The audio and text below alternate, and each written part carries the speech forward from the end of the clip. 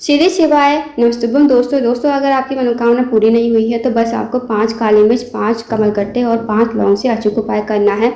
दोस्तों आपको बता दें कि कल है शुक्रवार का दिन और शुक्रवार के दिन पड़ रही है प्रतिपदा तिथि और कल से ज्येष्ठ माह का पावन महीना स्टार्ट हो रहा है। तो दोस्तों यदि आप इस उपाय करते हो ना, 5 लौंग, 5 काली मिर्च, 5 कमलगट्टे वाला उपाय करते हो तो जो भी आपकी मनोकामना होगी धन को लेकर, व्यापार को लेकर, नौकरी को लेकर, तो वो मनोकामना आपकी अवश्य ही पूरी हो जाएगी। साथ ही अगर आपके जीवन में कोई समस्या चल रही है तो वो समस्या भी आपके जीवन से समाप्त हो जाएगी।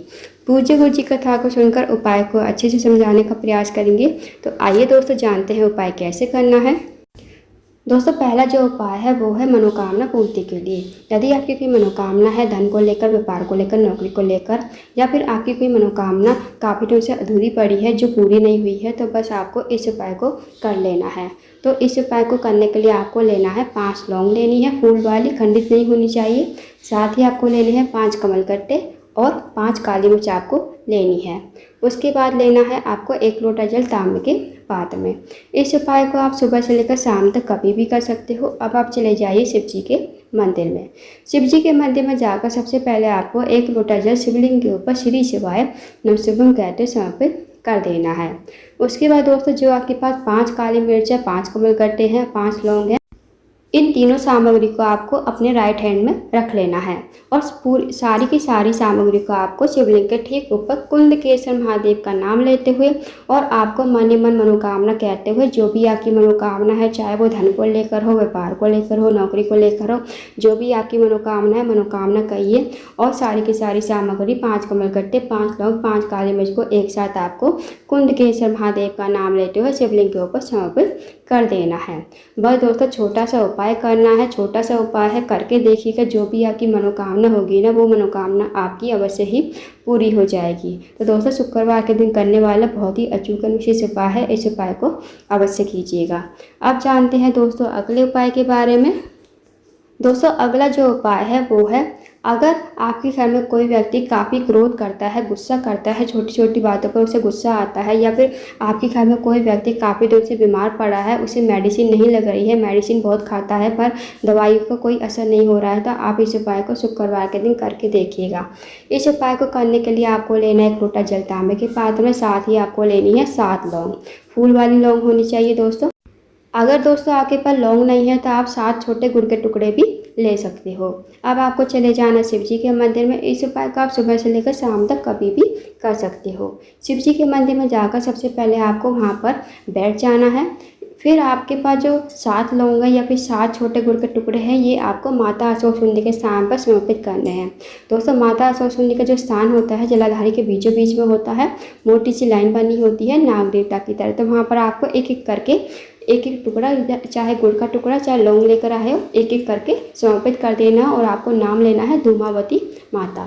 धूमावती माता का आपको नाम लेना है और एक एक लौंग को समर्पित कर देना है माता अशोक सुंदरी के स्थान। अब दोस्तों आपको भोले शंकर और माता पार्वती से प्रार्थना करनी है, हे माता पार्वती, ये मेरे घर का ये व्यक्ति है, काफ़ी दिन से बीमार पड़ा है, इसकी बीमारी को आप ठीक करें। या फिर आपके घर का कोई व्यक्ति काफ़ी क्रोध करता है, गुस्सा करता है, आप उसके लिए अपने अकॉर्डिंग प्रार्थना कर लीजिए। उसके बाद जो आपने 7 लौंग और 7 गुड़ के टुकड़े चढ़ाए हैं, जो भी चढ़ाए थे, वो आपको वहाँ से उठा लेने हैं। आप दोस्तों जो आपके पास 1 लोटा जल है ना, ये आपको शिवलिंग के ऊपर श्री शिवाय नमस्तुभ्यम कहते हुए समर्पित कर देना है। फिर आपको भगवान को प्रणाम करते हुए, विनती करते हुए, जो आपने 7 छोटे गुड़ के टुकड़े वहाँ से उठाए हैं वो आपको अपने घर पर लेकर आने हैं। इन गुड़ के टुकड़ों को आपको उस रोगी व्यक्ति को देना है जो आपके घर में काफ़ी दिनों से बीमार है, या फिर जो क्रोध करता है उस व्यक्ति को देना है।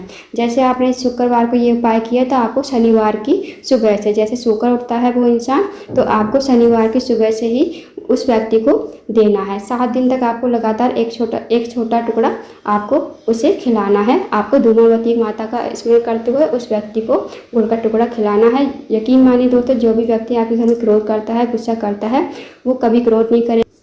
साथ ही अगर कोई रोगी व्यक्ति है आपके घर में तो उसे भी आपको शनिवार के दिन से ही खिलाने हैं, और शनिवार, रविवार, सोम, मंगल, बुध, बृहस्पति और शुक्र आपको 7 दिन तक लगातार खिलाने हैं। खाली पेट खिलाना है, इस बात का ध्यान रखना। तो दोस्तों इस उपाय को करके देखिएगा, बहुत ही अचूक इस उपाय है। अब जानते हैं दोस्तों अगले उपाय के बारे में। दोस्तों अगला जो उपाय है, अगर आपके घर में हमेशा लड़ाई झगड़ा होता रहता है, घर में सुख शांति समृद्धि बिल्कुल भी नहीं है, भाई भाई में लड़ाई होती है या फिर पति पत्नी में नहीं बनती है आपस में, तो आप इस उपाय को अवश्य कीजिएगा शुक्रवार के दिन।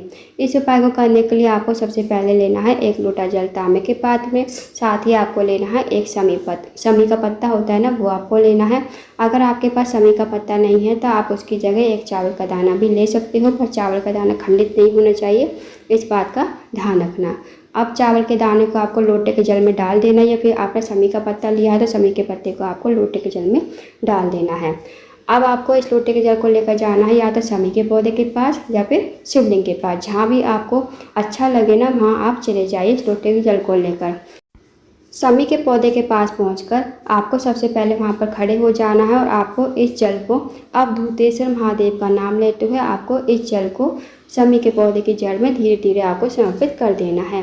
वहीं पर आपको खड़े होकर प्रार्थना कर लेनी है, हमारे घर में सुख शांति समृद्धि बिल्कुल भी नहीं है, आप कुछ ऐसी कृपा करें कि हमारे घर में कभी लड़ाई झगड़ा ना हो और हमारे घर में हमेशा सुख शांति समृद्धि बनी रहे। तो आपको ऐसी प्रार्थना विनती करते हुए अपने घर पर वापस आ जाना है।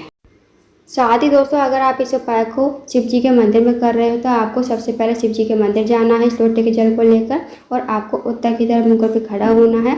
फिर आपको अब धूतेश्वर महादेव का नाम लेते हुए आपको पूरा का पूरा जल शिवलिंग के ऊपर धीरे धीरे समर्पित कर देना है। फिर आपको महादेव से प्रार्थना कर लेनी है कि हे महादेव, मेरे घर में हमेशा लड़ाई झगड़ा होता रहता है, घर में सुख शांति समृद्धि बिल्कुल भी नहीं है, आप कुछ ऐसी कृपा करें कि हमारे घर में कभी लड़ाई झगड़ा ना हो और सुख शांति समृद्धि हमेशा बनी रहे। तो आपको ऐसी प्रार्थना विनती कर लेनी है। फिर आपको भगवान को प्रणाम करते हुए विनती करते हुए आपको अपने घर पर आ जाना है। तो दोस्तों करके देखिएगा, बहुत ही अचूक उपाय है। अब जानते हैं दोस्तों अगले उपाय के बारे में। दोस्तों अगला जो उपाय है वो है, अगर आपके ऊपर कर्ज की बहुत ज़्यादा समस्या है, दिन पर दिन आपका ऊपर कर्ज बढ़ता ही जा रहा है, आप कर्ज नहीं चुका पाते, तो आप इस उपाय को शुक्रवार के दिन अवश्य कीजिए। इस उपाय को करने के लिए आपको 1 लोटा जल लेना है तांबे के पात्र में। साथ ही आपको लेना है एक कमल गट्टा। कमल गट्टे को आपको लोटे के जल में डाल देना है, और एक समी का पत्ता लेना है, और आपको 2 लौंग लेनी है फूल वाली। अब आपको चले जाना है शिव जी के मंदिर में। शिव जी के मंदिर में जाकर सबसे पहले आपको उत्तर की तरफ मुँह करके खड़ा होना है, और लोटे जो कमल गट्टा डाला है ना, वो जल आपको शिवलिंग के ऊपर अब धूतेश्वर महादेव का स्मरण करते हुए आपको समर्पित कर देना है। उसके बाद दोस्तों जो आपके पास समी पत्र है, समी पत्र भी आपको शिवलिंग के ठीक ऊपर समर्पित कर देना है। आपको महादेव से प्रार्थना करनी है कि हे महादेव, मेरे ऊपर कर्ज की बहुत ज़्यादा समस्या है, कर्ज दिन पर दिन बढ़ता ही जा रहा है, आप कुछ ऐसी कृपा करें कि मेरे ऊपर से कर्जा निपट जाए। उसके बाद आपके पास जो 2 लौंग है ना, 2 लौंग आपको समी के पत्ते के ऊपर ही समर्पित कर देनी है। बस दोस्तों छोटा सा विशेष उपाय करना है, इस उपाय को करके आइएगा। जो भी आपके ऊपर कर्ज की समस्या होगी ना, वो समस्या आपकी हमेशा के लिए दूर हो जाएगी। तो दोस्तों ये थे कुछ विशेष उपाय जो आपको शुक्रवार के दिन करने हैं। इन उपाय को अवश्य कीजिएगा। अगर आपको जानकारी पसंद आई हो, वीडियो को लाइक करना, शेयर करना, चैनल को जरूर सब्सक्राइब करना, कमेंट बॉक्स में श्री शिवाय नमः शुभम हर महादेव जरूर लिखना।